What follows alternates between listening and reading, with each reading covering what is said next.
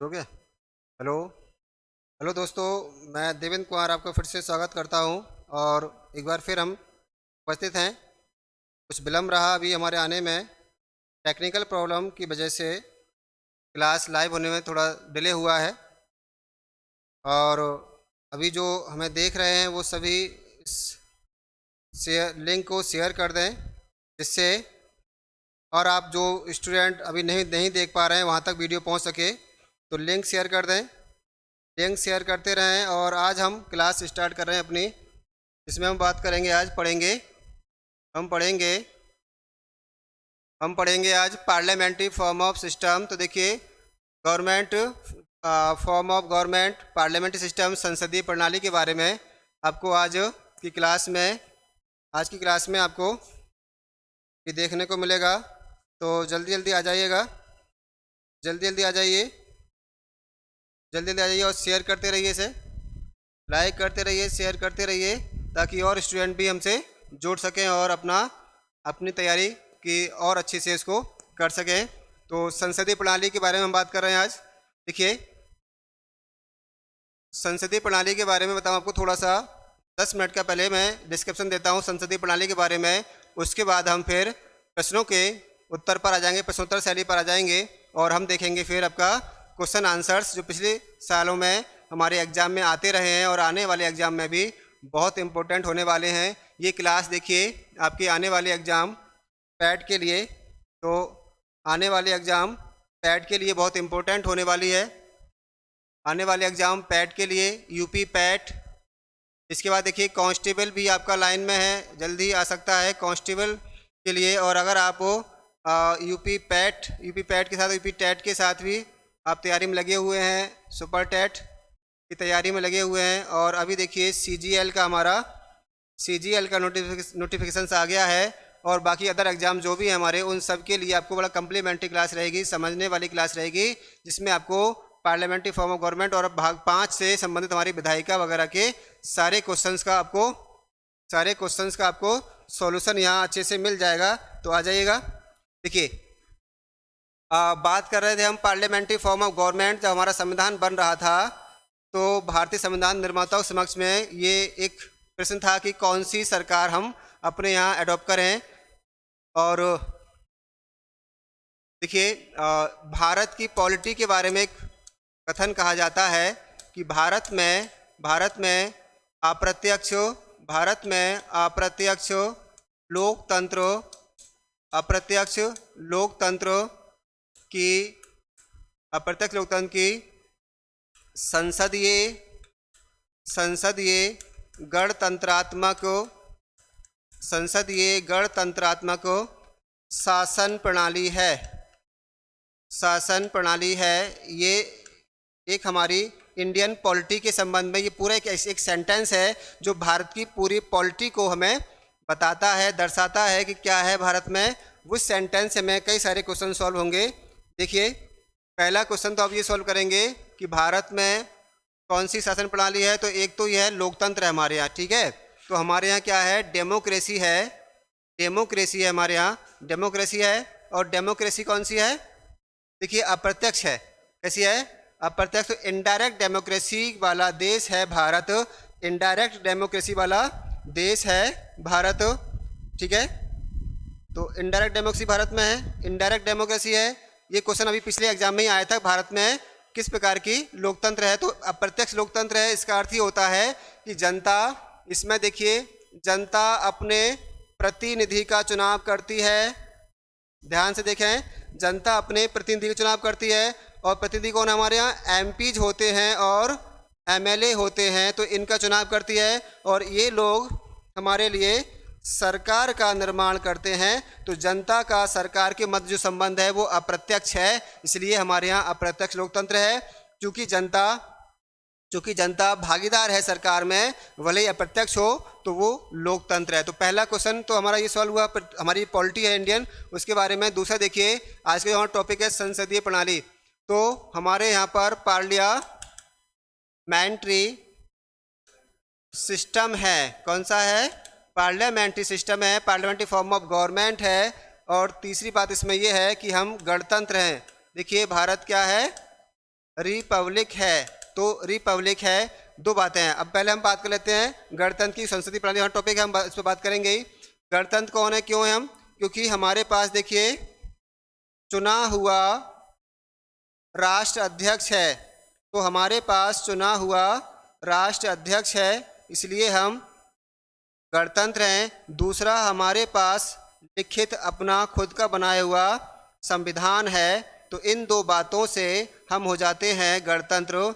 तो ऐसी प्रणाली, गणतंत्र एक ऐसी प्रणाली है जिसमें देश का प्रमुख, राष्ट्र का प्रमुख, राष्ट्र अध्यक्ष, हेड ऑफ द कंट्री, जनता द्वारा निर्वाचित होता है समय समय पर। ये वंशानुगत नहीं होता, इसका उल्टा हो जाएगा, ये वंशानुगत नहीं होता है, इसलिए ये हमारा रिपब्लिक है। क्लियर है?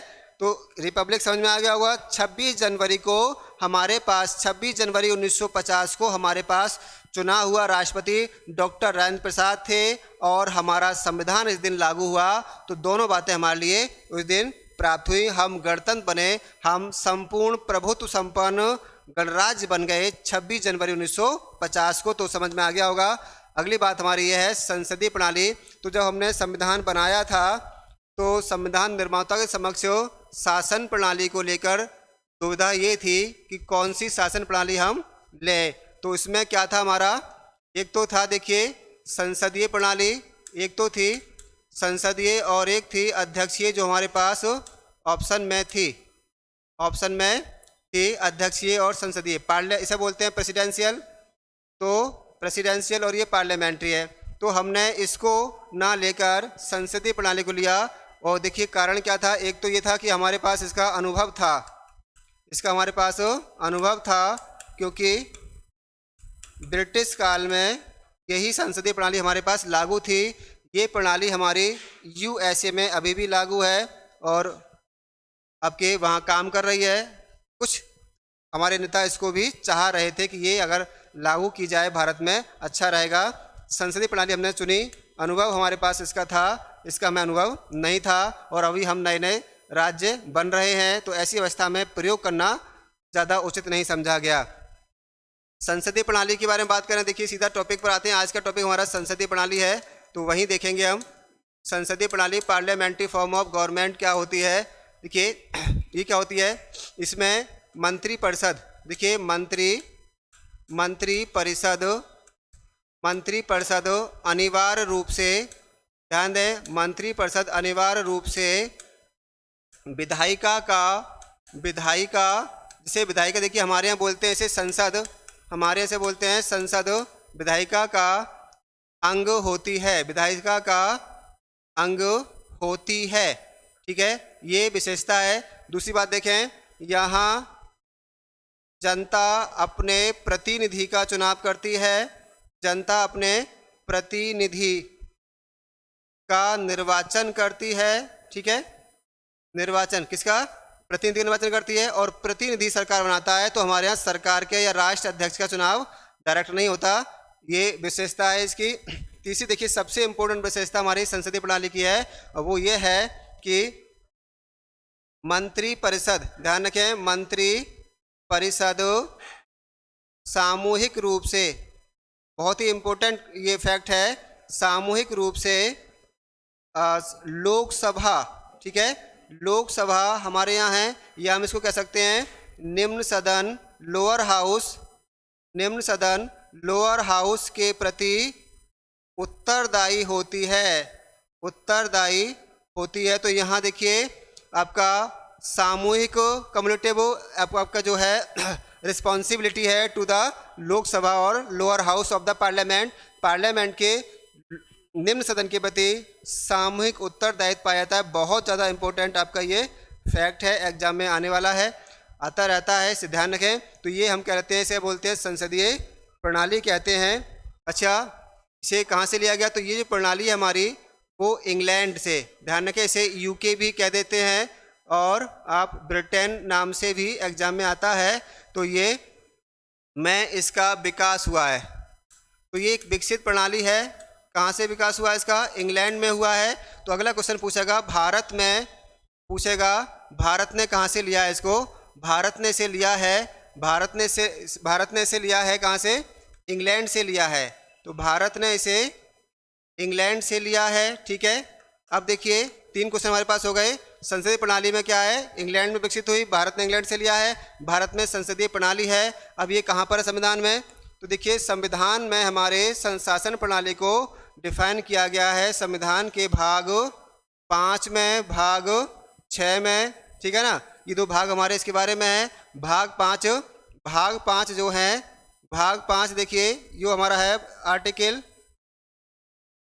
52 से लेकर 151 तक इस प्रणाली के सिस्टम के बारे में बताया गया है। तो आपको समझ में आ गया होगा कि ये हमारा टॉपिक है, पार्लियामेंट्री सिस्टम है। अब हम देखिए इससे उठने वाले प्रश्नों का सॉल्यूशन करते हैं, है ना।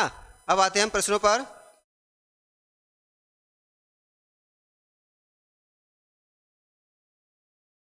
आते हैं तो देखिए पहला प्रश्न पढ़िए और इसका उत्तर दीजिए। कमेंट करके अपने आंसर यहाँ सेंड करते रहें, ठीक है। कमेंट करके अपने आंसर सेंड करते रहें। क्वेश्चन है हमारा, भारत का कौन सा राष्ट्रपति निर्विरोध निर्वाचित हुआ है? निर्विरोध निर्वाचित हुआ है, इसका आंसर जल्दी भेजिए। और ऑप्शन देखिए, KR नारायणन, N संजीव रेड्डी, राजेंद्र प्रसाद या डॉक्टर S राधाकृष्णन। ये क्वेश्चन हमारा चकबंदी लेखपाल परीक्षा 2015 में आया और आशुप लेख परीक्षा 2016 में आया है। और ये बहुत सारे एग्जाम आया हुआ है, ये तो हमने बस एक आपको दिखाने के लिए लिखा है। बहुत सारे एग्जाम में आया हुआ है और आता रहता है। तो एक स्टैटिक फैक्ट है हमारा ये। N संजीव रेड्डी कौन से निर्विरोध राष्ट्रपति रहे? तो देखिए इसका आंसर देखें, हमारे राष्ट्रपति रहे N संजीव रेड्डी। आंसर इसका है N संजीव रेड्डी। भारत के एक ऐसे राष्ट्रपति थे जो निर्विरोध, है ना, निर्विरोध अनअपोज्ड चुने गए। इनका जो कार्यकाल रहा भारत में देखिए 19 आपका इनका कार्यकाल हमारा रहा 1974 से लेकर, और एन संजीव रेड्डी देखिए 1977 से लेकर और 1982 तक भारत के राष्ट्रपति रहे। ये आपके 25 जुलाई को राष्ट्रपति आपके जो है कार्यालय में पहुंचे और अपना पद ग्रहण किया। 25 जुलाई 77 से लेकर आज तक ये डेट चली आ रही है। 25 जुलाई को ही 5 साल पूरे करके राष्ट्रपति अपना पद ग्रहण करते हैं। तो आंसर है एन संजीव रेड्डी। राजेंद्र प्रसाद हमारे फर्स्ट राष्ट्रपति रहे, पहले राष्ट्रपति रहे। आंसर लगाएंगे एन संजीव रेड्डी।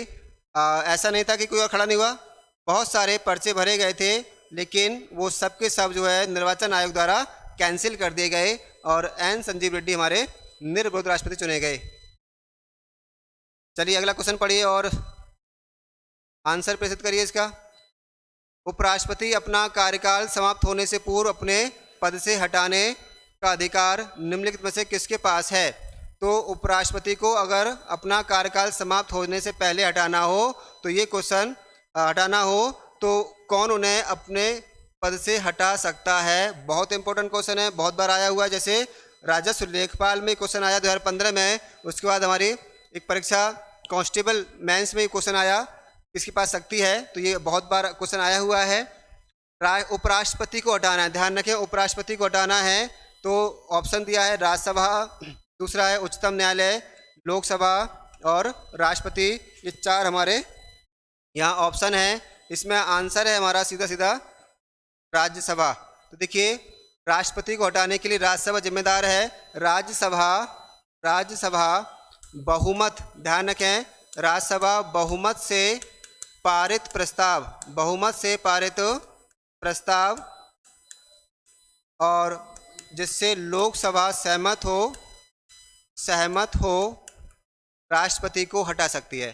दो बातें हैं, लोकसभा सहमत हो, जिससे लोकसभा सहमत हो उसे राष्ट्रपति यहाँ से इसे हटा सकते हैं, ठीक है ना। अब एक बात और है, ऐसा कोई प्रस्ताव 14 दिन पहले आपके इन्फॉर्मेशन देने के बाद ही लाया जाएगा। 14 दिन पहले इन्फॉर्मेशन देने के बाद ही लाया जाएगा। ठीक है ना, अभी यहाँ कमेंट्स शो नहीं हो रहे हैं। 14 दिन पहले लाया जाएगा। ठीक है, देखिए अगला क्वेश्चन देखें। अच्छा, राज्यसभा होगा इसमें आंसर। ठीक है ना, तो राज्यसभा इसको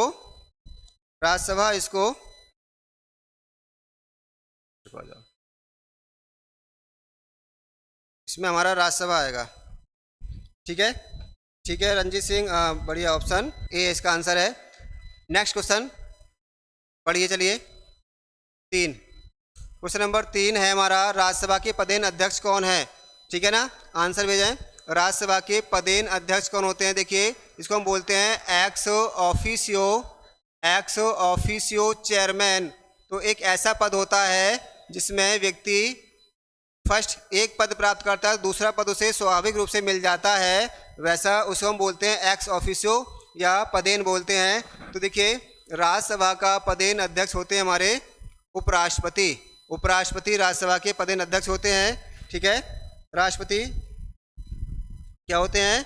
उपसभा के। बढ़िया रंजीत सिंह भी बढ़िया है ना, ठीक। तो ये हमारा ऑप्शन रहेगा उपराष्ट्रपति। देखिए राज्यसभा के पदेन अध्यक्ष होते हैं, इनका काम क्या है? राज्यसभा की बैठकों की अध्यक्षता करना। राज्यसभा की बैठकों की अध्यक्षता करते हैं, और जब ये अध्यक्षता नहीं करते हैं तब क्या होगा? तब देखिए अगर राष्ट्रपति अनुपस्थित हैं तो उस समय ये राष्ट्रपति का पदभार संभालेंगे, लेकिन अन्यथा ये राज्यसभा की बैठकों का संचालन करते हैं। ठीक है, आप बढ़िया आंसर दे रहे हैं, देते रहिएगा ऐसे ही। अब देखिए अगला क्वेश्चन बताइए, पढ़िए से अगला क्वेश्चन पढ़िए, बताइए राज्यसभा में कितनी सीटें उत्तर प्रदेश से हैं?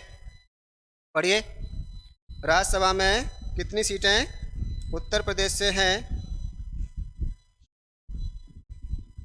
राज्यसभा में कितनी सीटें उत्तर प्रदेश से हैं? 40, 31, 62 या 29? 40, 31, 62 या 29? तो कितनी सीटें हमारी यहाँ से हैं? इसका आंसर बताओ। तो देखिए आंसर देखिए, राज्यसभा हमारा क्या है? संसद का आपका हाउस है, जिसे हम बोलते हैं अपर हाउस है, और यहाँ पर आपके अनुसूची 4 के अनुसार सीटों का आवंटन होता है। तो सीट जो है हमारी अलॉट होती हैं, आवंटित होती हैं राज्यों के लिए। अब वो यूपी में देखिए सबसे बड़ा राज्य है, तो यहाँ पर हमारी 31 सीटें हैं जो हमारी। सही है, आपका आंसर बढ़िया है, बी आंसर दिया है। ठीक है रंजीत सिंह, है ना, आंसर बी। तो आंसर क्या आएगा इसका? बी आएगा। यूपी में 31 राज्यसभा सीटें हैं, क्लियर है। और देखिए लोकसभा की सीटें हमारी यहाँ पर 80 हैं। यूपी में लोकसभा सीटें 80 हैं, ये ध्यान रखेंगे। पढ़िए अगला क्वेश्चन पढ़िए।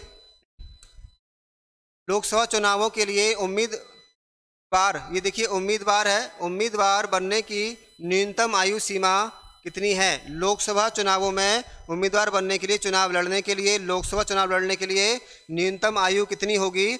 इसका आंसर बताओ, इसका आंसर बताइए। तो देखिए भारत में चुनाव होते हैं, न्यूनतम आयु की हम बताएं आपको, न्यूनतम आयु क्या क्या है? तो इलेक्शन के लिए आपको जो लोग इलेक्टेड होते हैं या जो टेम्पररी आपकी एग्जीक्यूटिव में आते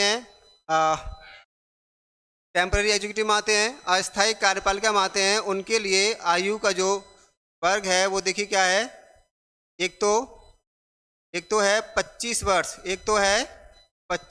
और 25 वर्ष देखिए बताइए। एक तो होता है एमएलए के लिए और होता है एमपी लोकसभा के लिए 25 वर्ष होता है। दूसरा देखिए, दूसरा जो आपका स्लॉट है वो है 30 वर्ष का। 30 वर्ष का जो स्लॉट है वो आता है एमपी राज्यसभा के लिए, और एमएलसी जो आपके राज्यों में होते हैं, जैसे यूपी में हमारे एमएलसी होते हैं। और एक है हमारा 35 वर्ष, ये आपका आता है राष्ट्रपति के लिए। उम्र संबंधी बहुत सारे क्वेश्चन हमारे पूछे जाते हैं, और राष्ट्रपति के लिए, उपराष्ट्रपति के लिए और राज्यपाल के लिए। ठीक है, तो ये हमारे मिनिमम एज है एंट्री करने की ऑफिस में चुनाव लड़ने के लिए। ऑप्शन आपका 25 वर्ष दिया है, हाँ 25 वर्ष है, ठीक 25 वर्ष आंसर सही बोल रहे हैं आप, 25 वर्ष आंसर होगा। देखिए अब आपको यहाँ से उम्र संबंधी सारे क्वेश्चन आप कर पाएंगे, 25 वर्ष आंसर है इसका। और ये पेपर क्वेश्चन हमारा देखिए लेखपाल राजस्व 2015 में आया हुआ है। नेक्स्ट क्वेश्चन, अगला क्वेश्चन पढ़ें। संसद के खर्च किसके द्वारा नियंत्रित किए जाते हैं? संसद के खर्च किसके द्वारा नियंत्रित किए जाते हैं? क्वेश्चन देखिए आया हुआ है, वैसे तो ये ऑपरेटर परीक्षा 2020 में आया है। तो संसद के खर्च देखिए राष्ट्रपति इसका आंसर नहीं होगा। वित्त आयोग जो है पूरे देश का बजट बनाता है, पूरे देश का बजट बनाने का काम किसका है? वित्त आयोग का है। तो ये इसका ऑप्शन नहीं है, इसका ऑप्शन ये नहीं है, वित्त आयोग इसका ऑप्शन नहीं है। और प्रधानमंत्री देश का सरकार चलाता है, इसका जो ऑप्शन है हमारा वो है नियंत्रक और महालेखा परीक्षक। ध्यान रखें, नियंत्रक और महालेखा परीक्षक है। वैसे तो भारत में सरकार के खर्चों का नियंत्रण अब महालेखा परीक्षक के पास नहीं है, यहाँ क्वेश्चन आया है तो ये आपका सॉल्व कराया गया है। अब नियंत्रक महालेखा परीक्षक जो है केवल महालेखा करता है, ऑडिट करता है, आय और व्यय का लेखा जोखा तैयार करता है। इसका देखिए आर्टिकल नंबर हमारा 148 है, इसकी नियुक्ति राष्ट्रपति करता है। भारत सरकार के और सरकारी उपक्रमों के पूरे साल की आय व्यय का लेखा जोखा तैयार करना का काम जो है वो इसका लेखा परीक्षक का है, ठीक है। चलिए अगला क्वेश्चन पढ़िए। द्रौपदी मुर्मू, ये थोड़ा द्रौपदी मुर्मू अभी देखिए हमारी महामहिम राष्ट्रपति बनी है। द्रौपदी मुर्मू 2022 में भारत के राष्ट्रपति के रूप में चुना गया है। ये कुछ क्वेश्चन 2018 का था, परीक्षा में आया हुआ है, उसकी जगह अभी करंट का क्वेश्चन ही डाला गया है। तो द्रौपदी मुर्मू को वर्ष 2022 के राष्ट्रपति के रूप में चुना गया है। 13वें राष्ट्रपति, 14वें राष्ट्रपति, 16वें राष्ट्रपति या 15वें राष्ट्रपति। तो क्या इसका आंसर आएगा बताइए? सी है ना, बढ़िया, हाँ सी। धन्यवाद ऑनलाइन विद्यार्थी क्लास के लिए। देखिए इसका आंसर है हमारा सी। अभी जो हमारी 15वीं राष्ट्रपति बनी है, या मैं आपको क्रम लिखाता हूँ। देखिए 12 से स्टार्ट करते हैं। 12वीं राष्ट्रपति हमारी थी, 12वीं राष्ट्रपति थी हमारी, जिनका नाम था प्रतिभा देवी सिंह पाटिल। तो प्रतिभा देवी सिंह पाटिल हमारी 12वीं राष्ट्रपति थी। 13वें राष्ट्रपति हमारे थे डॉक्टर प्रणब मुखर्जी। तो प्रणब मुखर्जी हमारे 13वें राष्ट्रपति थे। 14वें राष्ट्रपति हमारे बने रामनाथ कोविंद। और अब हमारे जो 25 जुलाई को 15वीं राष्ट्रपति के रूप में हमारी शपथ ली है राष्ट्रपति श्रीमती द्रौपदी मुर्मू द्वारा, ठीक है। आंसर आपका 25 सही है। आगे देखिए अगला क्वेश्चन पढ़िए। किस भारतीय राष्ट्रपति ने आयरिश स्वतंत्रता संग्राम में भाग लिया? बड़ा इंपॉर्टेंट क्वेश्चन है, ऐसे क्वेश्चन बड़ा कम मिलते हैं। इसके लिए जेल भी गए। तो आयरिश स्वतंत्रता संग्राम में भाग लिया और इसके लिए वो जेल भी गए। देखिए बड़ी मज़ेदार बात यह है कि वो ये जो हमारे राष्ट्रपति हैं यहाँ आयरलैंड में पढ़ने गए थे, वकालत की पढ़ाई करने गए थे, और वहाँ उस समय आपका आयरिश मूवमेंट शुरू हो गया। तो ये स्टूडेंट लाइफ में उस मूवमेंट में कूद पड़ने के बाद हुआ ये कि इन पर चार्ज लगे, और चार्ज लगने की वजह से इनकी वकालत पूरी नहीं हो पाई। कॉलेज ने इन्हें वहाँ से डिसमिस कर दिया, निकाल दिया, और इस तरह से इनकी वकालत भी रह गई। तो कौन थे? देखिए राधा कृष्णन बहुत पहले हमारे रहे, पहले उपराष्ट्रपति रहे और राष्ट्रपति रहे। तो ये तो हमारे क्या हैं, सेकेंड नंबर के राष्ट्रपति हैं हमारे। ये 1992 से 97 तक रहे। इसका आंसर देखिए, अगर किसी ने दिया हो ऑप्शन में तो अमन सैनी, बढ़िया ग्रुप। इसका आंसर क्या है? सी है। इसका आंसर सी है, सही कह रहे हैं। तो इसका आंसर सी है। बीबी गिरी वो हमारे राष्ट्रपति हैं जो पढ़ने गए थे आयरलैंड, और वहाँ पर डबलिन यूनिवर्सिटी में उन्होंने एडमिशन लिया वकालत में, और इस तरह से वो इसमें कूद पड़ने की वजह से अपनी वकालत बीच में छोड़कर आ गए। आंसर आएगा बीबी गिरी, ठीक है। चलिए अगला क्वेश्चन देखिए, अगला क्वेश्चन पढ़ें। भारत में राष्ट्रपति अपना कार्यकाल पूरा होने के पहले अपना त्यागपत्र किसको सौंपता है, त्यागपत्र किसे सौंपता है। देखिए बड़ा इंपॉर्टेंट क्वेश्चन है, त्यागपत्र किसे देता है ना। तो त्यागपत्र किसे देता है, तो ऑप्शन है उपराष्ट्रपति, ऑप्शन है मुख्य न्यायाधीश, ऑप्शन है प्रधानमंत्री, ऑप्शन है लोकसभा अध्यक्ष। तो इसका आंसर देखें क्या है। देखिए राष्ट्रपति होता है और सेकंड पद हमारा है उपराष्ट्रपति होता है। राष्ट्रपति है और उपराष्ट्रपति है, ठीक है ना, राष्ट्रपति है और उपराष्ट्रपति है। हाँ आकाश सैनी आंसर इसका आपने बी बताया है, बढ़िया। रतनपाल बी सही है, कुमार प्रशांत बी बी है ना, आंसर सही आपका बी है। मैं समझा देता हूँ आपको, देखिए कैसे है। तो राष्ट्रपति जो है, राष्ट्रपति हमारा त्यागपत्र देता है उपराष्ट्रपति को और उपराष्ट्रपति त्यागपत्र देता है राष्ट्रपति को। तो ये दोनों अपने त्यागपत्र एक्सचेंज करते हैं, बिल्कुल बढ़िया। हाँ अमन सैनी बी, आकाश सैनी बी, कुमार प्रशांत बी, हाँ बी आंसर है इसका। तो ये हमारे क्या हैं, एक दूसरे को आपके त्यागपत्र एक्सचेंज करते हैं। देखिए लोकसभा अध्यक्ष अपना त्यागपत्र देता है डिप्टी स्पीकर को, ठीक है, यहाँ ये डिप्टी स्पीकर अपना त्यागपत्र देगा लोकसभा अध्यक्ष को, ये इस तरह से एक्सचेंज करते हैं। मुख्य न्यायाधीश त्यागपत्र देगा हमारे राष्ट्रपति को, प्रधानमंत्री त्यागपत्र देगा हमारे राष्ट्रपति को। तो ये कहानी त्यागपत्रों की है।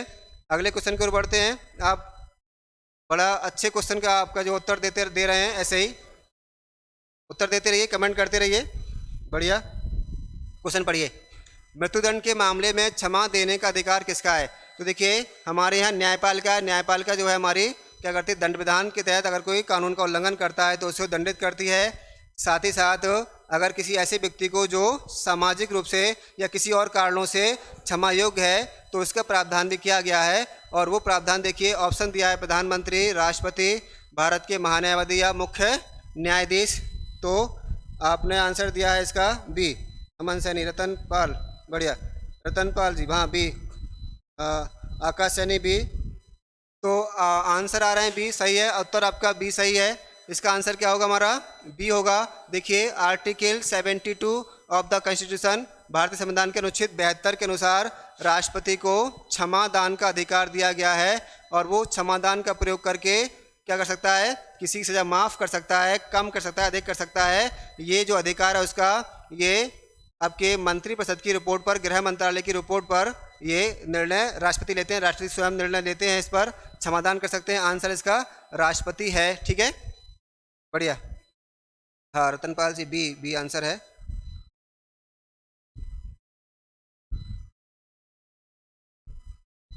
आंसर इसका हमारा बी है। अगला क्वेश्चन देखें हम, अगला क्वेश्चन देखिए, पढ़िए से, अनुसूचित जाति के संरक्षण के लिए क्षेत्र को अनुसूचित क्षेत्र के रूप में घोषणा करने की शक्ति किसके पास होती है। इंपॉर्टेंट क्वेश्चन है और यहाँ से हम कई सारे आपको ऑप्शन बताएंगे, है ना, ऑप्शन हमारे कई सारे इसमें आएंगे, बता देते हैं आपको। तो आर्टिकल 72, हाँ बढ़िया अमन सैनी, आर्टिकल 72 है ये। देखिए किसके पास है, अब ऑप्शन देखें, भारत के प्रधानमंत्री के पास है,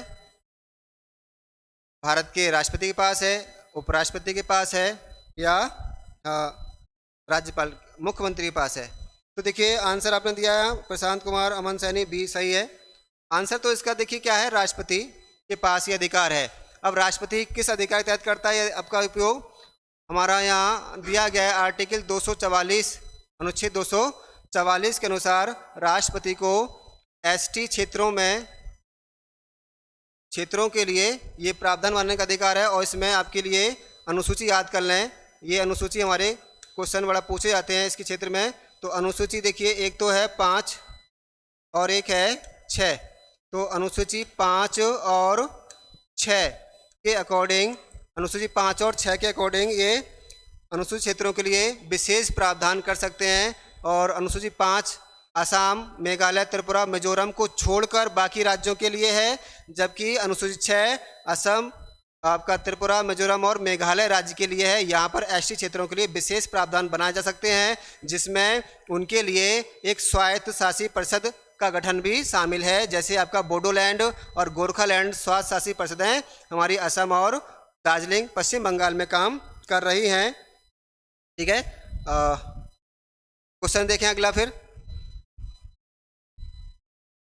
12, देखिए क्वेश्चन नंबर पढ़ें, कथनों पर विचार कीजिए। राष्ट्रपति है, उपराष्ट्रपति है, राज्यसभा के सभी सदस्य हैं, इनके बारे में कहा गया है उपरोक्त में से कौन आनुपातिक प्रतिनिधित्व, देखिए प्रोपोर्शनल आपका रिप्रेजेंटेशन सिस्टम है ना के नियमानुसार एकल संक्रमणीय है ना सिंगल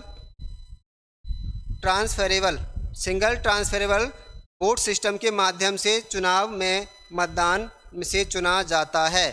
तो आनुपातिक प्रतिनिधित्व की एकल संक्रमणीय मत प्रणाली से किस किस का चुनाव होता है, ये मैंने आपको कई बार दिखाया है, ठीक है ना। आपका आंसर देखें,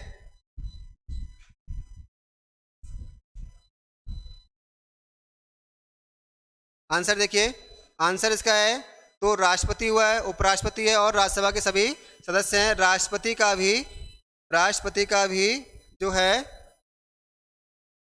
चुनाव इस पद्धति से होता है, उपराष्ट्रपति का होता है और राज्यसभा के सभी मेंबर्स का चुनाव इस पद्धति से होता है, ठीक है ना। तो इसका आंसर आपका आ रहा है ए है, आकाश ए, संजय कुमार बी, रतन पाल ए।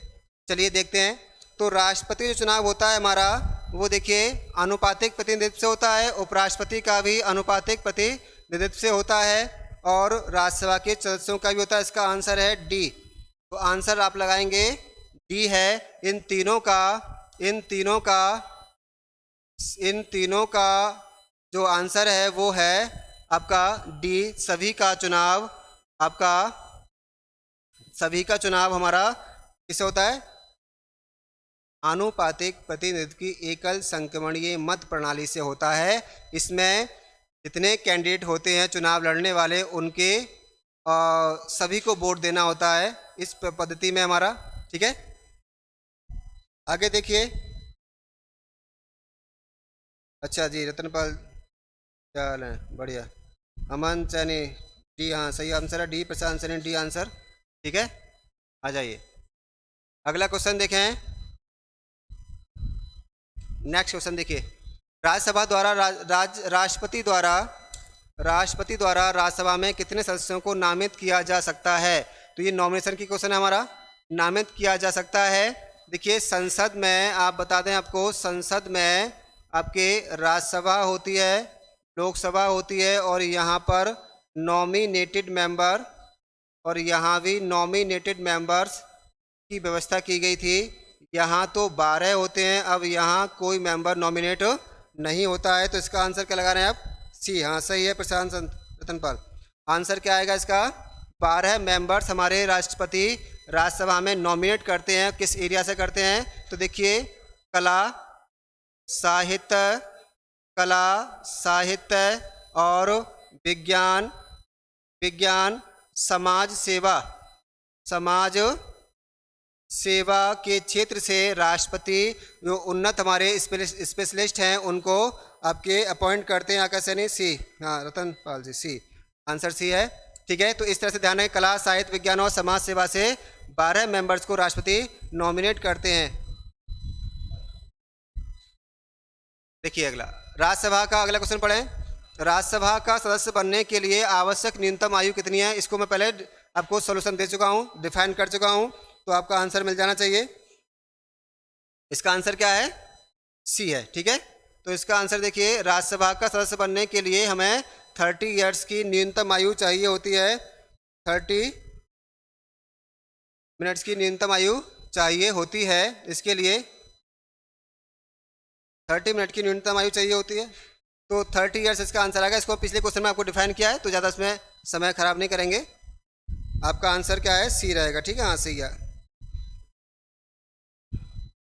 अगला क्वेश्चन पढ़िए। प्रत्येक 2 वर्ष के बाद राज्यसभा के कितने सदस्यगण सेवानिवृत्त हो जाते हैं। तो देखिए एक व्यवस्था है, राज्यसभा को हम क्या कहते हैं, राज्यसभा हमारी परमानेंट बॉडी है, ठीक है ना। तो परमानेंट हाउस है हमारा राज्यसभा। परमानेंट होने की वजह से क्या है, एक साथ चुनाव नहीं होते। तो राज्यसभा का कभी भी 5 साल 6 साल 10 साल बाद कभी भी एक साथ सभी मेंबर्स का चुनाव नहीं होता है ना। आपका आंसर सही है, बी आ रहा है, बढ़िया। एक साथ चुनाव नहीं होता है तो फिर क्या है, इनका जो होता है ना मेंबर्स जो हैं वो हर 2 साल पर 1/3, कितने 1/3 मेंबर्स, सही आंसर है आकाश सनिया।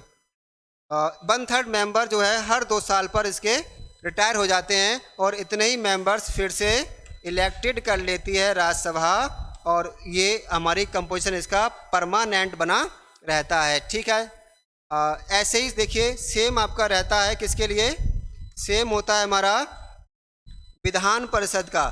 तो राज्यों में जो विधान परिषद होती है उसका भी सिस्टम सेम है, दोनों ही परमानेंट हाउस हैं। बढ़िया, देखिए अगला क्वेश्चन पढ़िए। भारत विश्व का विशालतम लोकतांत्रिक प्रजातंत्र है, ठीक जानते हैं आप। तो भारत विश्व का सबसे बड़ा लोकतंत्र है। क्यों सबसे बड़ा लोकतंत्र है, देखिए क्योंकि हम देखें 2019 के आपके लोकसभा इलेक्शन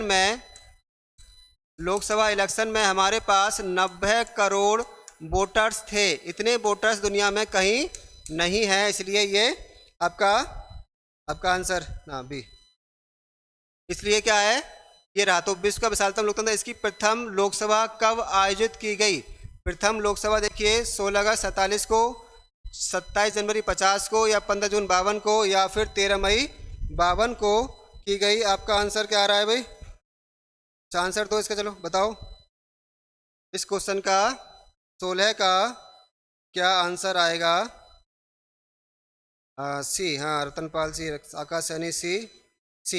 देखिए सही है, 13 मई, बहुत ही इंपॉर्टेंट क्वेश्चन है। 13 मई 1952 को लोकसभा की पहली बैठक हुई थी, पहली बैठक यहाँ पर हमारी हुई है। इसका आंसर क्या है हमारा, 13 मई 1952 को है। स्टार्टिंग में लोकसभा और राज्य की विधानसभाओं के सबके चुनाव एक साथ कराए गए थे।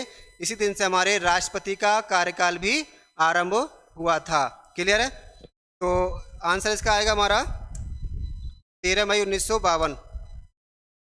चलिए नेक्स्ट क्वेश्चन पढ़ते हैं। लोकसभा में कितनी सीटें अनुसूचित जाति और अनुसूचित जनजाति के प्रतिनिधियों के लिए आरक्षित हैं। ठीक है, पढ़िए क्वेश्चन, और ऑप्शन हमारा 39 है, 85 है, 131 है, 109 है। तो बताओ क्या आंसर होगा। आपने अलग अलग तो सुना होगा कि कितने एससी की कितनी एसटी की हैं, यहाँ उसने जोड़ के पूछा है, तो ऐसे क्वेश्चन भी हमारे आ जाते हैं। ठीक है ना। अब देखिए इसको क्वेश्चन के मैं थोड़ा एक्सप्लेनेशन देता हूँ क्या है।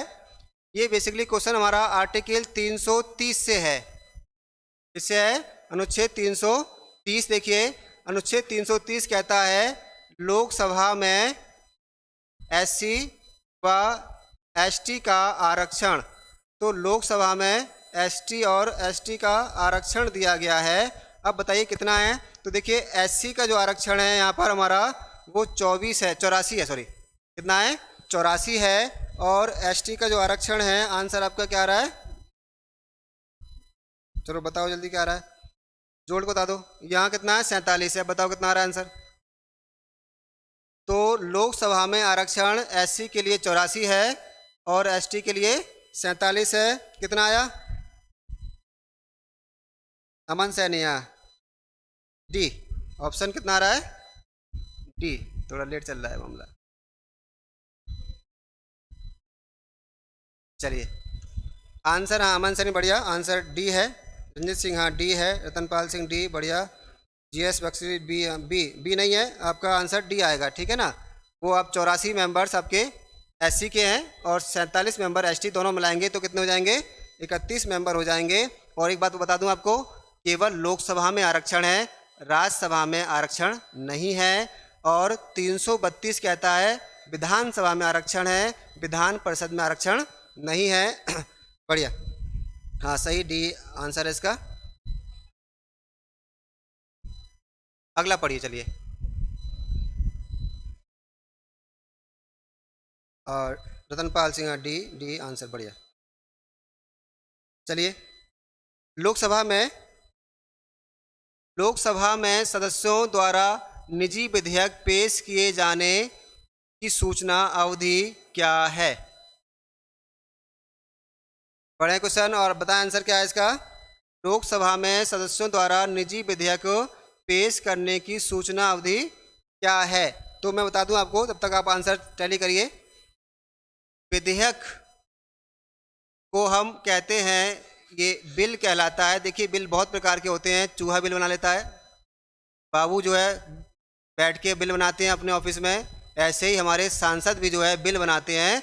तो संसद में जो मंत्री या कोई भी मेंबर कोई भी डॉक्यूमेंट प्रपोजल कानून बनाने के लिए पेश करता है उसको हम बिल कहते हैं। उसको हम क्या कहते हैं? बिल कहते हैं। ठीक है। अब बिल दो प्रकार के होते हैं, एक तो होता है सरकारी बिल और एक होता है प्राइवेट बिल। तो यहाँ बात किसकी हो रही है? प्राइवेट बिल की हो रही है। अगर बात प्राइवेट बिल की हो तो इसके लिए आंसर क्या है हमारा? आंसर देखिए, आंसर 6 महीने तो नहीं होगा क्योंकि ज़्यादा हो जाएगा। आंसर इसका है 1 माह। 1 माह पहले आपको सूचित करना होता है कि आप प्राइवेट बिल पेश कर रहे हैं। प्राइवेट बिल क्या होता है? प्राइवेट बिल वो होता है जब नॉन मिनिस्टर, कोई भी नॉन मिनिस्टर मेंबर आपका बिल पेश करेगा, वो कहलाएगा प्राइवेट बिल कहलाएगा। और जैसे कि राहुल गांधी अगर हमारे बिल पेश करें, या हमारे मुरादाबाद के एसटी हसन अगर बिल पेश करें, या बीजेपी का कोई ऐसा मेंबर जो मंत्री नहीं है वो बिल पेश करता है, तो भी क्या कहलाएगा? प्राइवेट बिल कहलाएगा। ठीक है। 1 माह आएगा, इसका आंसर ए आएगा। हाँ रंजीत सिंह, नेक्स्ट क्वेश्चन पढ़िए। चलिए 19।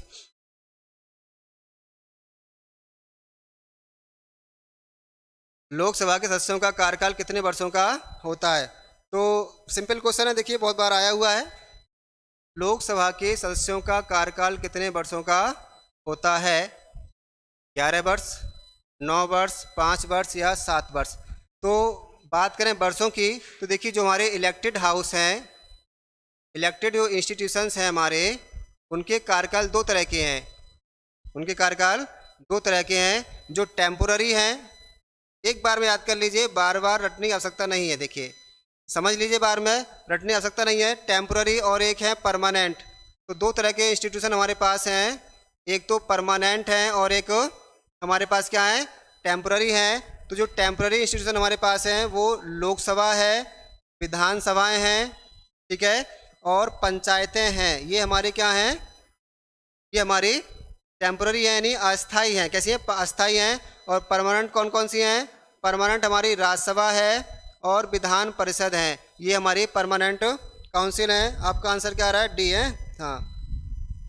तो अब देखिए, मैं एक बार में समझ लीजिए क्या होगा। 2 ही कार्यकाल हैं, या तो 6 वर्ष का है या फिर, है ना। अच्छा देखिए, तो जो टेम्पररी हैं इन सबका कार्यकाल हमारा 5 वर्ष का है। कितना है? 5 वर्ष का है। और ये तो क्या है? परमानेंट है, तो इनका कोई कार्यकाल इनका नहीं होगा। राज्यसभा और विधान परिषद का कोई कार्यकाल नहीं होता है। हाँ, इनके मेंबर्स का कार्यकाल होता है। अच्छा ये पूछे, सदस्यों को पूछ रहे हैं यहाँ पर, तो इनका तो कोई कार्यकाल नहीं, लेकिन इनके जो मेंबर्स हैं, इसके जो सदस्य हैं, इनका कार्यकाल 6 वर्ष का होगा। ठीक है। तो ध्यान रखें, एक बार में ध्यान कर लें कि यहाँ लोकसभा, विधानसभा, पंचायत का कार्यकाल 5 वर्ष का, इसके मेंबर्स का कार्यकाल भी 5 वर्ष का होगा। टेम्पोररी हैं, जो परमानेंट हैं, 2 हाउस हमारे परमानेंट हैं, एक तो राज्यसभा, विधान परिषद, इन दोनों का कार्यकाल 6 वर्ष का होगा मेंबर्स का, लेकिन इनका कार्यकाल नहीं होगा। ठीक है। तो आपका आंसर आया डी। बढ़िया।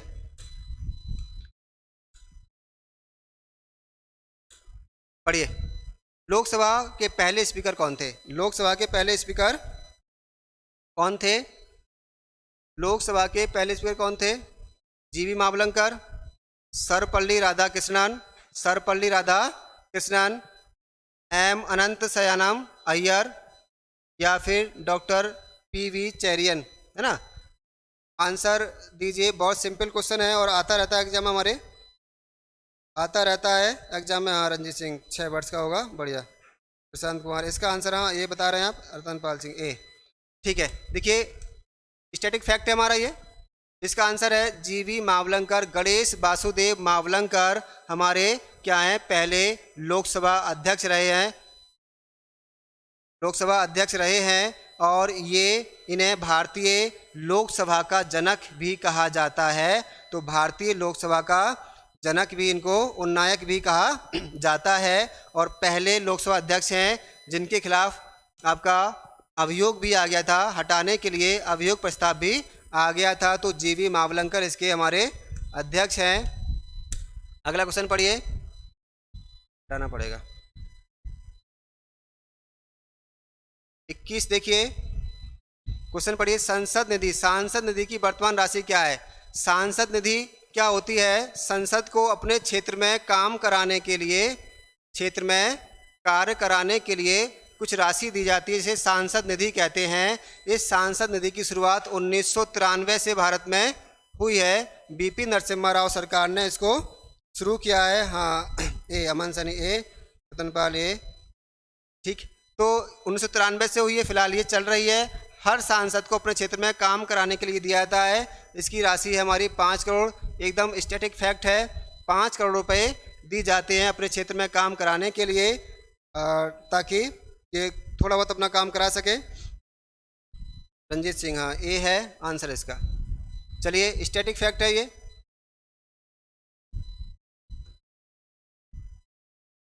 अरे महाराज, पढ़िए क्वेश्चन अगला। हाँ, रंजीत सिंह ए क्वेश्चन, इसका आंसर ए था। अब अगला क्वेश्चन देखें। शून्यकाल, शून्य शून्यकाल, इसको हम बोलते हैं जीरो आवर। जीरो आवर क्या है? शून्यकाल क्या है?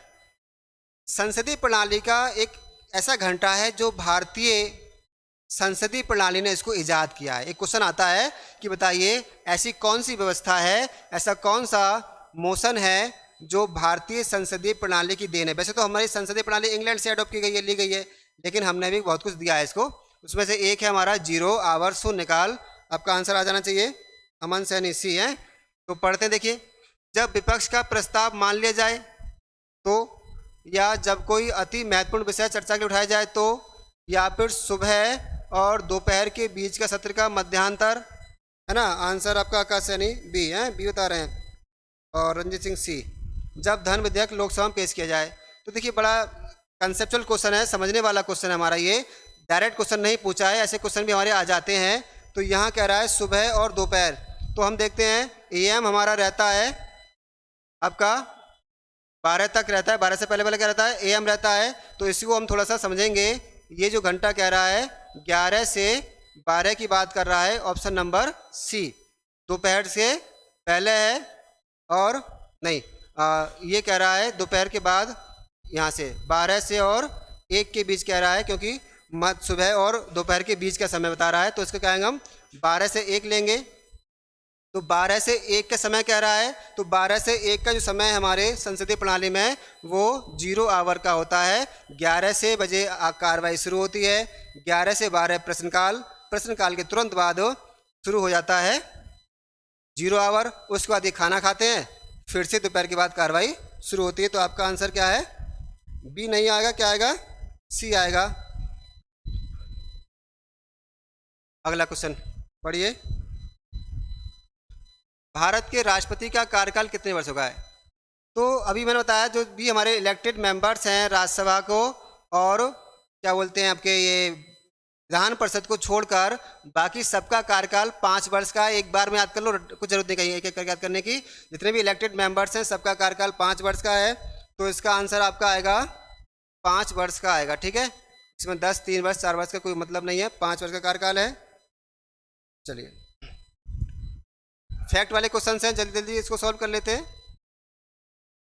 भारत के संविधान के अनुच्छेद के अनुसार राष्ट्रपति के पास, यहाँ देखें, अध्यादेश, ऑर्डिनेंस, अध्यादेश या ऑर्डिनेंस जारी करने की शक्ति है। तो बताइए कौन सा अनुच्छेद है? 23, 123 है, 121, 127 या 125 है?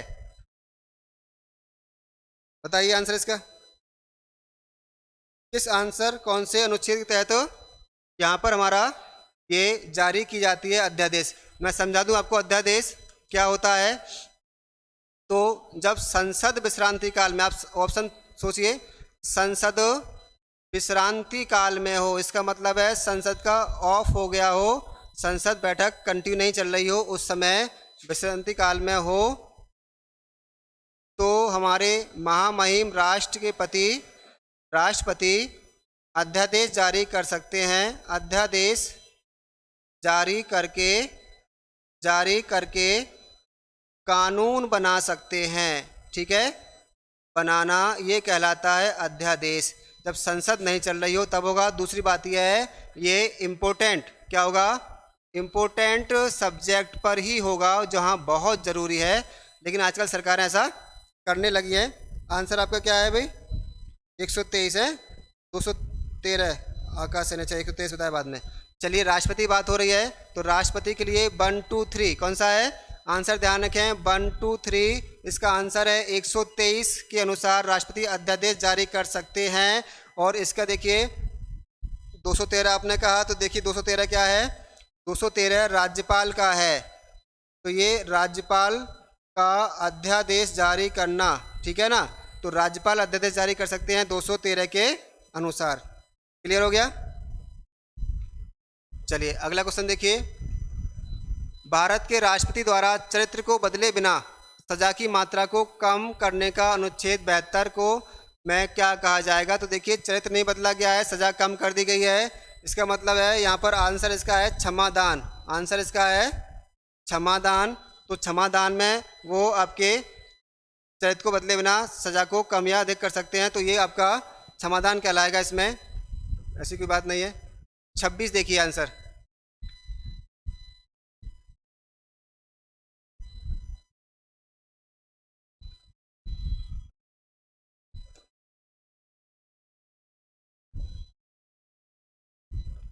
पढ़िए क्वेश्चन। नीलम संजीव रेड्डी भारत के राष्ट्रपति थे, तो कौन से नंबर के राष्ट्रपति थे। ऐसा क्वेश्चन हमारा आ ही जाता है। देखिए ये स्टैटिक फैक्ट है, राष्ट्रपतियों के क्रम आप ध्यान रखें, प्रधानमंत्रियों के क्रम में आप एक तरह से रिवाइज कर लें, ध्यान रखें। ऐसे क्वेश्चन हमारे बीच बीच में एग्जाम्स में आते रहते हैं। नीलम संजीव रेड्डी भारत के कौन से नंबर के राष्ट्रपति थे, तो मैं आपको बता देता हूँ। देखिए ये 6ठे नंबर के राष्ट्रपति रहे। आप देखिए पहले थे हमारे डॉक्टर राजेंद्र प्रसाद, और दूसरे थे हमारे राधा कृष्णन, ठीक है। तीसरे थे आपके जाकिर हुसैन। चौथे थे वीवी गिरी। क्या पूछा है हमसे नीलम संजीव रेड्डी, वीवी गिरी। और 5वें नंबर के थे फखरुद्दीन अली। तो 6ठे नंबर पर कौन हो गया, 6ठे नंबर पर आ गए हमारे नीलम संजीव रेड्डी। इसका आंसर है 6। चलिए अगला क्वेश्चन पढ़िए। भारत के संविधान के किस अनुच्छेद के तहत उपराष्ट्रपति का चुनाव होता है। देखिए उपराष्ट्रपति भारतीय संविधान और भारतीय जो हमारी कार्यपालिका है, भारतीय संघीय कार्यपालिका का मेंबर है, भारत का 2nd नंबर का पर्सन है, द्वितीय नागरिक है उपराष्ट्रपति, ठीक है। आर्टिकल 63 में, अनुच्छेद 63 में इनका पद दिया हुआ है, भारत के एक उपराष्ट्रपति होगा। और यहाँ देखिए जब बात 63 में किसकी आ गई, पद की आ गई, तो 74 जो है वो किसके लिए है, ये संघीय मंत्री परिषद और उसके पीएम के लिए है, तो ये नहीं होगा। 54 में राष्ट्रपति का निर्वाचन की बात की गई है, तो ये भी नहीं होगा। तो आपके पास ऑप्शन है, देखिए 63 नहीं आएगा, आंसर आएगा इसका हमारा 66 में। तो 66(1) में आपका राष्ट्रपति के निर्वाचन की बात की गई है, ठीक है। आंसर सही कर लें 66।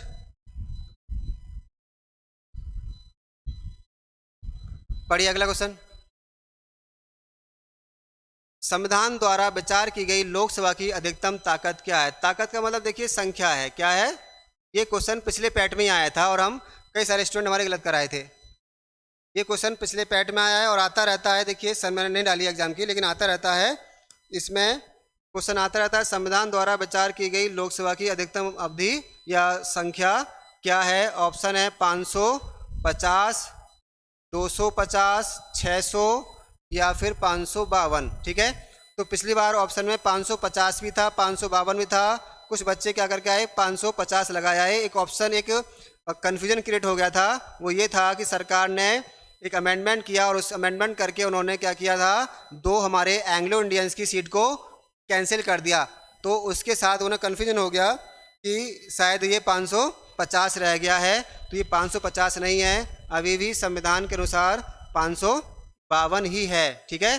तो ये एंग्लो इंडियन का रिजर्वेशन खत्म हुआ है, लेकिन संविधान में अभी 552 की जगह 552 ही है। देखिए होता क्या है, हमारे पास जनप्रतिनिधि अधिनियम है, तो जनप्रतिनिधि अधिनियम के द्वारा ये तय होता है सीट कितनी ऊपर नीचे रहेगी। संविधान तय कर रहा है मैक्सिमम क्या होगी, तो मैक्सिमम सीट इन्होंने इतनी तय कर दी। अब संसद डिसाइड करेगी कि इनमें से वो कितना ऊपर नीचे रखना है। वो जनप्रतिनिधि अधिनियम है, ना कि संविधान में संशोधन। तो संविधान में आपकी 552 ही है। एक क्वेश्चन अगला जो इससे संबंधित ही है वो देखिए,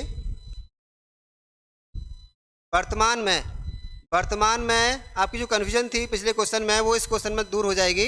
वो ये क्वेश्चन ये कहता है वर्तमान में लोकसभा निर्वाचन क्षेत्र कितने हैं। संख्या में वर्ष 1971 से कोई परिवर्तन नहीं किया गया है। तो आपसे क्वेश्चन पूछता है बताओ वर्तमान में कितने निर्वाचन क्षेत्र हैं। तो भारत में लोकसभा के जो निर्वाचन क्षेत्र हैं वो कितने हैं, इसका आंसर बताइए। देखिए निर्वाचन क्षेत्र जो हमारे हैं वो इसमें ये ऑप्शन नहीं आएगा क्योंकि 52 से बाहर हो गया। ये ऑप्शन नहीं आएगा 552 से बाहर हो गया। ये ऑप्शन नहीं आएगा क्योंकि कम है ये, तो ये ऑप्शन बाहर हो गए। आपका ऑप्शन बचता है 543। तो 543 पर हमारा क्या होता है, चुनाव होता है। 2019 में इतनी सीटों पर चुनाव हुआ था, 2024 में भी 543 पर चुनाव होगा।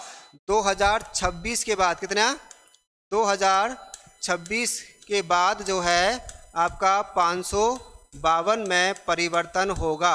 इससे पहले परिवर्तन नहीं हो रहा है और इसके लिए हमारे मोदी जी ने तैयारी कर दी है, चुस्त तैयारी चल रही है। सेंट्रल विस्टा प्रोजेक्ट पर काम चल रहा है, नया संसद भवन बन रहा है, ज़्यादा मेंबर वहाँ बैठेंगे नई नई सीटों पर, है ना। अगला क्वेश्चन देखिए, लोकसभा या विधानसभा चुनाव में खड़े होने के लिए उम्मीदवार की आयु कम से कम होनी चाहिए। बता दिया था, देखिए केवल आंसर देता हूँ आपको मैं। डिस्कस हम इस कर चुके हैं, लोकसभा पूछा है विधानसभा पूछा है, तो आंसर है इसका 25। कितना है, 25 रहेगा, ठीक है।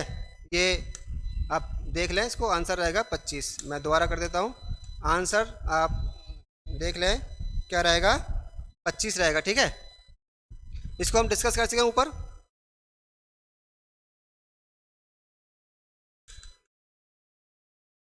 हाँ चलिए अगला क्वेश्चन पढ़िए। उत्तर प्रदेश में कुल कितने लोकसभा संसदीय क्षेत्र हैं। यूपी में, इसका आंसर भी आपको पहले दे चुका हूँ। क्या आंसर आएगा, सी आएगा, ठीक बोल रहे हैं, सी आंसर आएगा। अभी मैंने दिया था लोकसभा में कितने सीटें हैं। यूपी में सबसे बड़ी राज्य है यूपी, सबसे ज़्यादा सीटें हमारी लोकसभा में यूपी से हैं, राज्यसभा में भी यूपी से हैं, 80 सीटें हैं। इसी दम पर राजनीतिक दल दम्भ भरते हैं कि यूपी जीत लिया तो लोकसभा में दिल्ली फतेह कर ली। फिलहाल अपोजिशन पार्टी हमारी ये दौड़ में है कि यूपी बिहार अपना हो गया तो दिल्ली वाले भी अपने हो जाएंगे, तो वो 24 बताएगा क्या होगा। फिलहाल हमारा आंसर क्या है यहाँ, 80 है। एक बात और बता दूँ मैं आपको, यूपी विधानसभा की बता देता हूँ इसी थोड़ा सा, यूपी विधान मंडल के बारे में। तो यूपी विधान मंडल के बारे में 2 मिनट लेता हूँ बस। विधान मंडल देखिए, यहाँ पर हमारी विधानसभा है, इसमें आपके 403 सीट्स हैं और इन्हें हम बोलते हैं MLA। और हमारे पास विधान परिषद है जिसकी 100 सीट्स हैं। कितनी सीट हैं, 100 सीट्स हैं और इसे हम बोलते हैं MLC। ये भी आप नोट कर लें। तो यूपी विधानसभा में सबसे ज़्यादा सीटें हैं, 403 हैं और यहाँ 100, ये भी हमारी सबसे अधिक है। नेक्स्ट क्वेश्चन, अगला क्वेश्चन देखिए, राज्यसभा की विशेष शक्ति इस आशय का प्रस्ताव अपनाकर संविधान के अनुच्छेद पूछा है। इसमें दिया गया है कि वह राज्य की सूची में शामिल मामले के संबंध में कानून बनाने की संसद को शक्ति लिखा है। क्या लिखा है, शक्ति शासक बना सके। तो देखिए थोड़ा कंसेप्चुअल क्वेश्चन है, समझने वाला क्वेश्चन है, 1-2 बार पढ़ेंगे तो समझ में आएगा। राज्यसभा की विशेष शक्ति है, तो राज्यसभा को एक विशेष शक्ति दी गई है जिसके अनुसार राज्यसभा उसका प्रयोग करके अनुच्छेद 200 चलिए बताऊंगा अभी आंसर इसका, अनुच्छेद का प्रयोग करके एक कानून बना सकती है राज्य सूची पर। ध्यान रखें, राज्य सूची पर कानून बनाने का अधिकार राज्य के विधानमंडल का है। किसका है, राज्य के विधानमंडल का है, संसद का नहीं है। संसद बनाएगी संसदीय सूची पर, संघ सूची पर, और राज्य बनाएगा राज्य सूची पर। लेकिन कुछ आर्टिकल ऐसे हैं हमारे संविधान में जो अधिकार देते हैं, आपके अधिकार देते हैं संसद को। और इसका आंसर देखिए डी आंसर है इसका 249। भाग 11 का अनुच्छेद 249 भाग 11 कहता है संघ और राज्य के मध्य संबंध, ये कार्यकारी संबंध है। और इस संबंध के अनुसार यहाँ पर अनुच्छेद 246 में 7वीं अनुसूची दी गई है, संघ सूची, राज्य सूची और संवर्ती सूची। 49 कहता है कि राज्यसभा आपका क्या कर सकती है, ये राष्ट्रीय हित में ऐसे कानून बनाने के लिए सशक्त है। और आंसर आएगा हमारा 249। ठीक, 249 रजनी सिंह। हाँ, अगला क्वेश्चन पढ़िए। लोकसभा में मतदान करते समय टाई जानते हैं, मैच टाई होता है कि सुपर ओवर होता है, तो टाई जानते हैं आप, टाई अप हो गया मतलब 50-50 हो गया, इसे बोलते हैं हिंदी में मत विभाजन हो गया। क्या बोलते हैं, मत विभाजन कहते हैं, मत विभाजन हो गया। थोड़ा टफ वर्ड आता है, मत विभाजन हो गया मतलब मत बढ़ गए, आधे आधे बढ़ गए, तो टाई हो गया। जब आईपीएल में टाई होता है तो वहाँ होता है सुपर ओवर, और वर्ल्ड कप में तो अलग ही सुपर ओवर हुए थे हमारे न्यूजीलैंड और इंग्लैंड में, तो अलग ही निर्णय निकल के आया। यहाँ अगर लोकसभा में टाई अप हो जाता है तो क्या होगा, मतलब किसी बिल पर 400 लोगों ने वोटिंग करी और 200 पक्ष में पड़ गए, 200 विपक्ष में पड़ गए, फिर क्या होगा। तो इसका देखिए, इसका आंसर बताओ। अच्छा, अमन सैन यहाँ बी सही कह रहे हैं। इसका आंसर क्या है, बी है। स्पीकर के पास ये स्पेशल पावर है कि वह क्या कर सकता है, अपने वोट से किसी पक्ष को जिता सकता है। इसे हम बोलते हैं डिसाइडिंग वोट। तो ये डिसाइडिंग वोट होता है जो स्पीकर के पास होता है। इसका आंसर आएगा स्पीकर। एक कहानी भी है इसमें, आज टाइम नहीं है वरना आपको कहानी सुनाता। चलिए फिर कभी सुनाएंगे उसे, अब स्पीकर पढ़ाएंगे तो बताएंगे उसमें। अनुच्छेद के प्रावधानों के तहत लोकसभा और राज्यसभा की संयुक्त बैठक राष्ट्रपति द्वारा बुलाई जा सकती है। तो संयुक्त बैठक की बात हो रही है लोकसभा और राज्यसभा की, संसद की। ठीक है, आप बड़ा अच्छा करके पढ़ रहे हैं, आंसर अच्छे अच्छे दे रहे हैं आप लोग, बढ़िया, ऐसे ही करते रहिएगा, है ना। कोई दिक्कत हो तो ऑप्शन, कोई प्रॉब्लम हो तो उसके लिए भी आप कमेंट कर सकते हैं।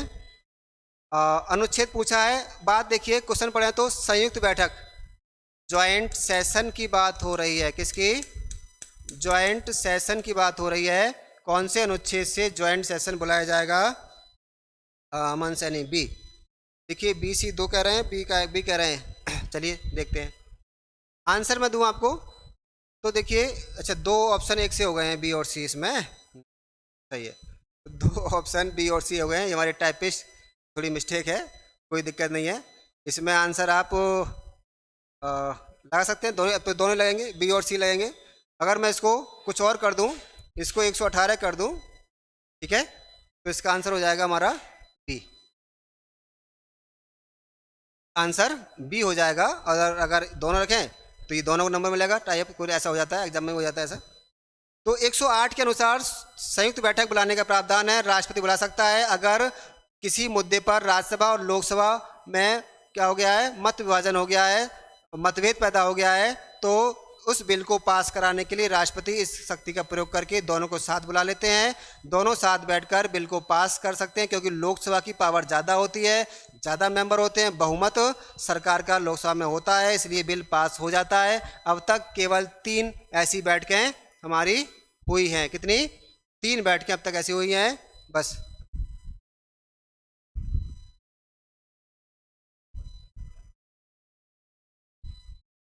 बढ़िया, आप जो है आंसर दे रहे हैं। तो देखिए क्वेश्चन हमारा, निम्नलिखित कथनों में से कौन सा कथन गलत है। ऐसे क्वेश्चन हमारा थोड़ा टाइम लेते हैं और क्वेश्चन कई होता है कंसेप्चुअल होते हैं, पढ़ने वाले होते हैं, सही से पढ़ लिए तो आंसर दे पाएंगे, अदरवाइज आंसर हमारा गलत हो जाता है।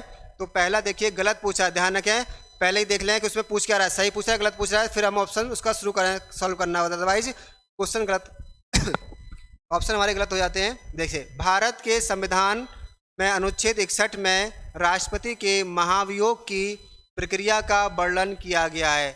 61 दिया है, महाभियोग की प्रक्रिया दी है, अर्थात ये सही है ना। तो ऑप्शन नंबर 1 सही हो गया हमारा। दूसरा, महाभियोग प्रस्ताव संसद के किसी भी सदन में प्रस्तुत किया जा सकता है, ये ऑप्शन भी सही है, ठीक है ना। अमन सैनी डी ऑप्शन है। चलिए देखते हैं अभी, महाभियोग प्रस्ताव सदन की कुल सदस्यता के 2/3 से अधिक बहुमत से पारित किया जा सकता है, ये ऑप्शन है। और चौथा ऑप्शन है, राष्ट्रपति पर राष्ट्रीय सुरक्षा, ध्यान रखें, अंडरलाइन कर लें, के उल्लंघन के लिए महाभियोग चलाया जा सकता है। तो सबसे उपयुक्त जो इसमें आंसर हमें लग रहा है गलत वाला, वो कौन सा है? ये है, क्योंकि यहाँ जो आरोप है वो है संसद का, आपका संविधान का, सॉरी, यहाँ जो आपका आंसर है वो है संविधान का उल्लंघन, violation of constitution of India. तो violation of constitution of India, संविधान का उल्लंघन अगर करता है राष्ट्रपति तो उस पर महाभियोग लगाया जाएगा। रंजीत सिंह, डी आंसर होगा, डी। तो ये हमारे क्वेश्चंस रहे आज के। संसदीय प्रणाली भाग 5 से चुनिंदा प्रश्न है, आपके पैट के एग्जाम्स के लिए बहुत उपयोगी होने वाले हैं, और इसको देखिए, आगे शेयर भी करिएगा, है ना। अगली वीडियो तक आपके लिए धन्यवाद और